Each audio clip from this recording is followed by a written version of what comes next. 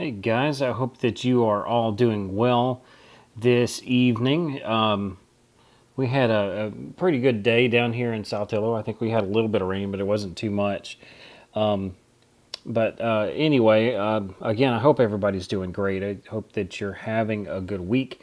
And obviously, this is not the best case scenario. But right now, we do think that this is the best option to make sure that everybody stays safe. And ultimately, that's our ultimate goal, is to make sure that we do help to keep everybody as safe as possible. One of the things that I've noticed over the past, I guess it's the past couple of weeks or maybe even months, we're in the middle of a handful of crises all at one time. And, obviously there's this global pandemic. And then on top of that, there's this stuff going on in Afghanistan. And then you've got a variety of things that are happening here, even domestically. And one of the things that we're noticing is that, it's part of this. We're in the middle of a labor crisis, right?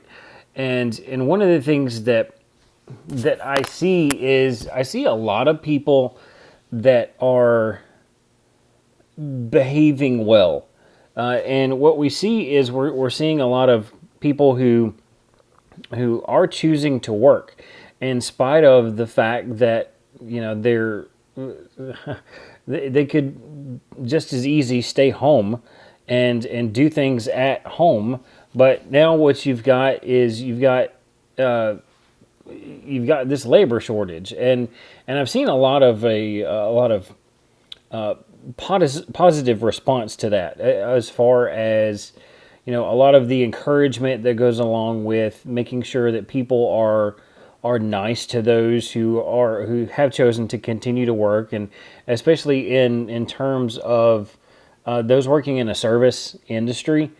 And I think that that's something that should be applauded. But on the other hand, I've seen a lot of people just really down on those people who have remained in those positions of service. And one thing that I think that is so important for us to remember is, and this is regardless of if we're in the middle of a global pandemic, or if we're in the middle of a labor crisis, or if we're just going to eat lunch on Sunday afternoon. Everything that we do, when we are in the public sphere, we represent Christ in everything that we do. That's what our responsibility is.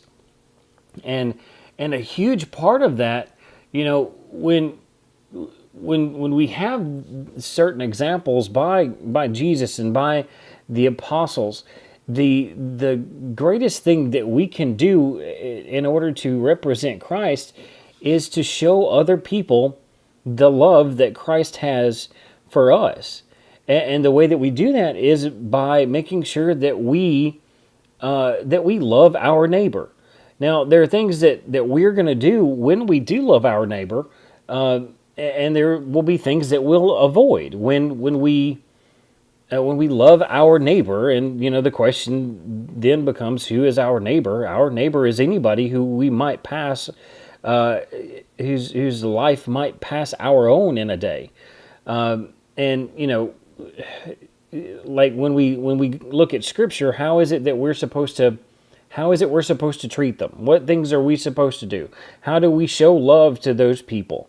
Leviticus chapter 19 and verse 18 says, "You shall not take vengeance or bear a grudge against the sons of your own people, but you shall love your neighbor as yourself. I am the Lord." So, when we consider these situations, hey, Chloe, the dog's getting into something. That dog. When we when we consider the responsibility that we have to our neighbor, when we consider like the situations that were mentioned just a moment ago, we have we have situations where where we are, like when we do behave poorly in public. Why do we behave poorly? Okay, we might be having a bad day. We might have something else that's going on that's really messing with our own mood. And then the thing that we have to try to make sure that we focus on is understanding that it's not the fault of the person who's on the other side of that receiving end, who's on that receiving end. Usually it's not. Sometimes it might be, but then it's going to be our job to show a little patience and discretion. But 99 times out of 100, we walk into a situation with a bad attitude, and that's what might actually end up showing up in that kind of a situation. So when we have a situation where we may or may not agree with someone, how do we behave? What do we do? Do we take vengeance on that person? Do we apply vengeance in the wrong direction? Do we, like, we might even be mad at ourselves in a situation and we take it out on somebody else? And okay, so Matthew chapter 7 and verse 12, it says, "So whatever you wish that others would do to you, do also to them, for this is the law and the prophets." When you're out in public, when you're dealing with people at work that you may or may not agree with on everything or even anything, how do you treat that other person? Because you got to remember too that when you're in public, it's not just you and the other person that's on the other side of an exchange. It's also those people who might be in the periphery who are watching this exchange happen. And it might be somebody that's often difficult to deal with. But if you show a little patience and you show a little love to that person, then that can actually go quite a long way. Luke chapter 6, verse 27, it says, "But I say to you who hear, love your enemies. Do good to those who hate you." We have such a great example there. You know, when we, one of the things I often tell my students, and you've probably heard me say this quite a few times before, is that we don't have to be friends with everybody. We're not going to be friends with everybody. It's not going to happen. But the one thing that we have to do, or have to at least try to do, is at least be friendly. We don't have to be friends, but we do have to be friendly. And if we're friendly, that's going to show that we are reacting in a way of love. We don't want to have other people see us do bad things to the people that we don't like. We need to be extremely careful with that. We need to be extremely careful with the example that we set for others. Matthew chapter 22, when Christ himself, he's asked about what the greatest commandment is, and it says, "Teacher, which is the great commandment in the law?" And he said to him, "You shall love the Lord your God with all your heart and with all your soul and with all your mind. This is the great and first commandment, and the second is like it. You shall love your neighbor as yourself. On these two commandments depend all the law and the prophets." So when you really take a moment and you think about this, think about what he says here. You shall love your neighbor as yourself. And this is, there's the face value to this, but on the other hand, it can actually go a little bit deeper.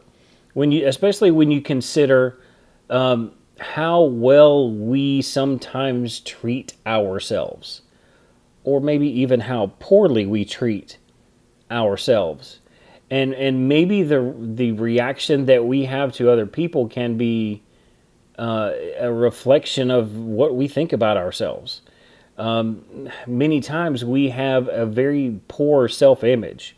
And the thing that I think that we should really focus on remembering when we have interactions with other people is that we are children of the Most High God.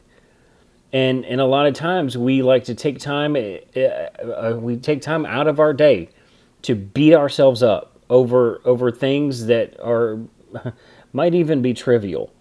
But here, when we have this commandment and we know that the first and the greatest commandment is to love God.